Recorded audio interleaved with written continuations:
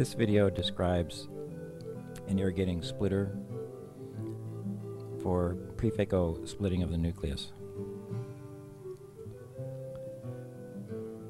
Pre-Phaco splitting of the nucleus enables the surgeon to dismantle the nucleus with substantially less ultrasound time. I begin by doing a rather generous continuous curvilinear anterior capsulorhexis. I like to have this opening at least 6 millimeters in diameter to be sure that the nucleus is free to move. This is the irrigating splitter. It is attached to the irrigation line and can be run with the Phaco foot pedal. The left-handed instrument is the original instrument for the left hand. The new instrument with the irrigation is for the right hand. These instruments can be made for left-handed surgeons also.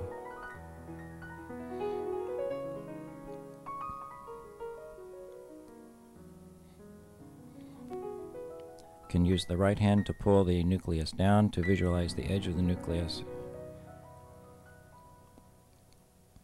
And the left hand instrument is slid over the top of the nucleus, being careful not to engage the anterior capsule.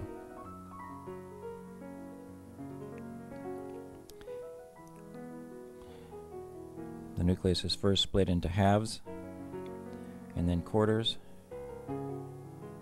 and then each quarter is split in 1/2 to create 8 pie-shaped segments.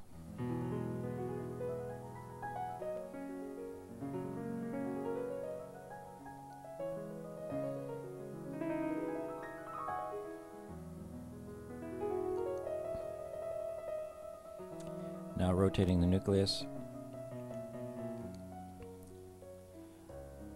to split the other half of the nucleus into 4 segments.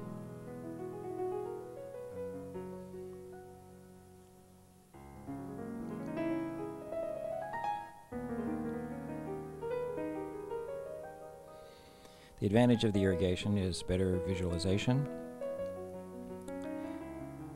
and better maintenance of the anterior chamber. This gives the surgeon more time to complete the splits, to do more splits, and to also verify the depth of the splits with better visualization.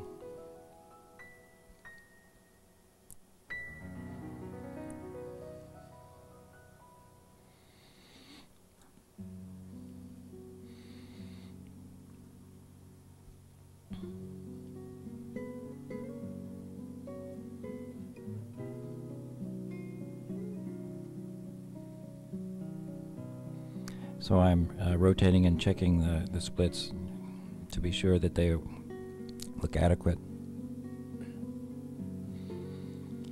My Phaco instrument is the AMO Prestige. On this case I use 70% power, a vacuum of limit of 320, flow rate of 26, and the bottle height is 34 inches.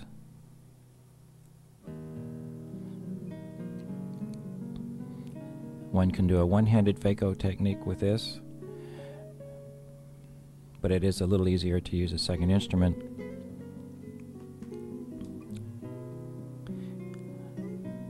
Such as a Nickerman chopper illustrated here. If the splits are complete, the pieces follow easily into the Phaco tip. If there is resistance, it usually means the splits are incomplete.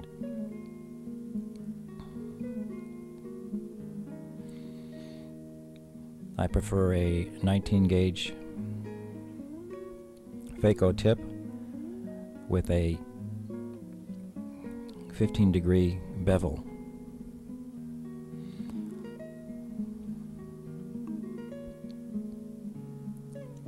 This is a high vacuum technique, and ultrasound is used sparingly.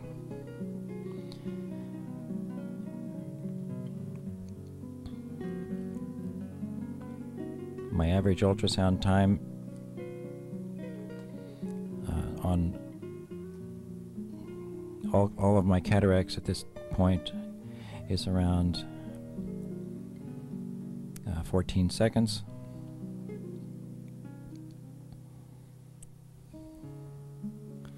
With an average nuclear sclerosis density of 3+.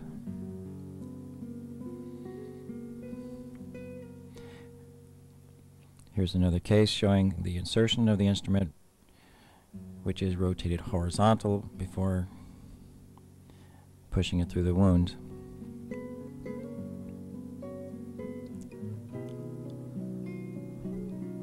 A slight posterior pressure is used. On soft nuclei,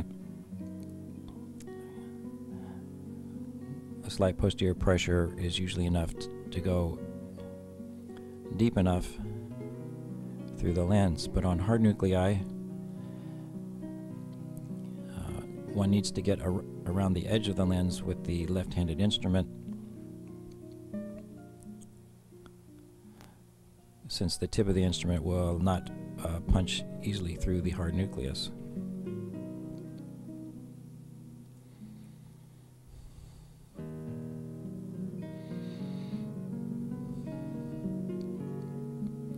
So I use the right-handed instrument to pull the fragment toward the surgeon and attempt to visualize the edge of the nucleus. This is not always possible, especially in cases where pupil dilation is not ideal.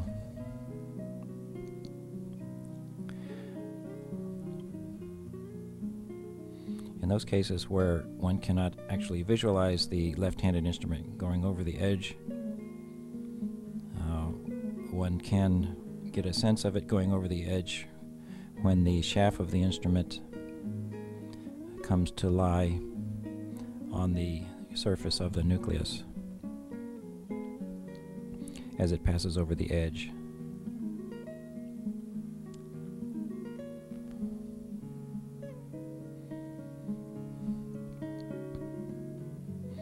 Once again, the continuous irrigation of the irrigating instrument in the right hand does allow some of the cortex to clear and increase visualization, and also adds in maintaining the anterior chamber depth.